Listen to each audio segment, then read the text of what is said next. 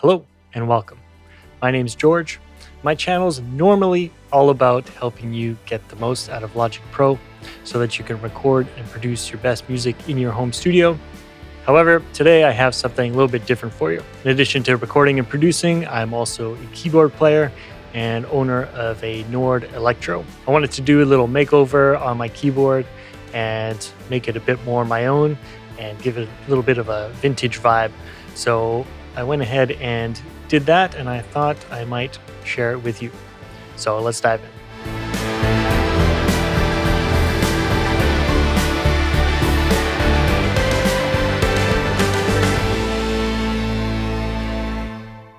So the first thing you want to do is remove the 7 screws located on the top edge of your Nord Electro.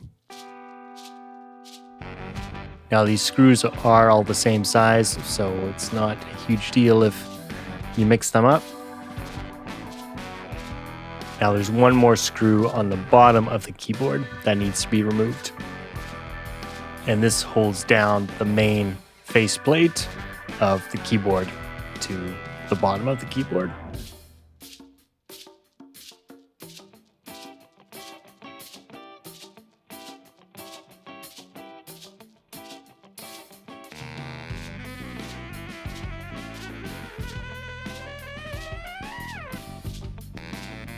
Next up is to unscrew the 2 top screws from the end side pieces.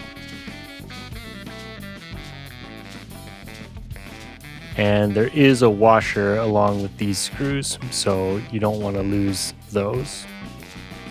And these are a different size than all the other ones that we've already removed too, so you want to set those aside separately. And then now everything is loose, so we can slowly lift up the faceplate. But you want to be careful because there is one ribbon that's attached from the faceplate to the main board on the keyboard. So you see that once this gets lifted up, there's a gray ribbon here that we can just pop out. And then that frees up that whole faceplate.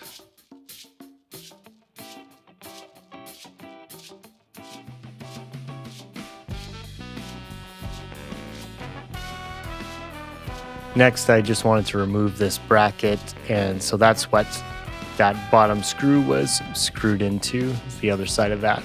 So I'm just removing this bracket just to make the whole faceplate a little bit easier to work with. Now I just cut my excess Tolex fabric just to make everything a little bit easier to work with.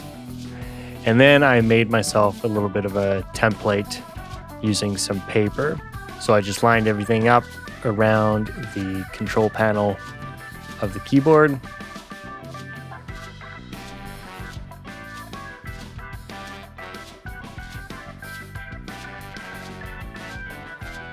And once I had that how I wanted, then I took that off the keyboard and placed it on my Tolex fabric.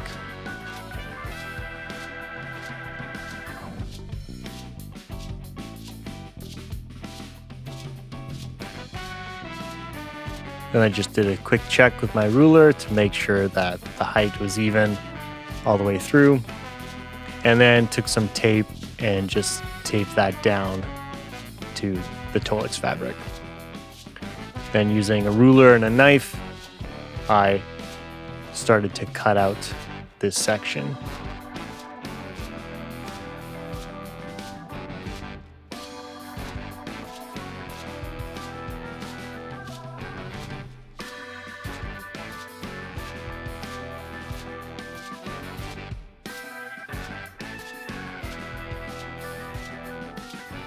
Now that was free, I can remove my little paper template that I made and bring over faceplates, and this will be kind of the first look of what the keyboard might start to look like.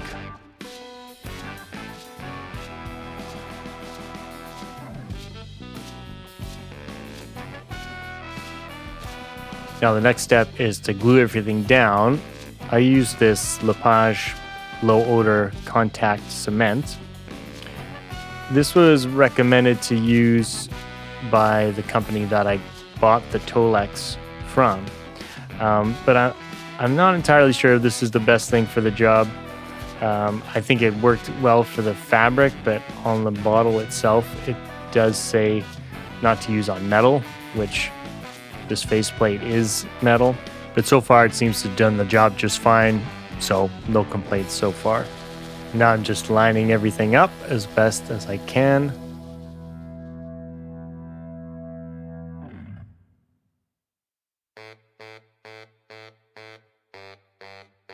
And now I'll go ahead and flatten everything out and make sure there's no bubbles trapped and that everything's sitting nice and flat.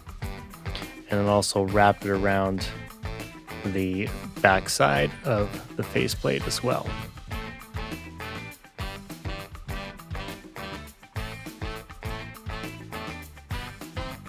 And then I'm just cutting off a little bit of the excess material that's I'm not going to need.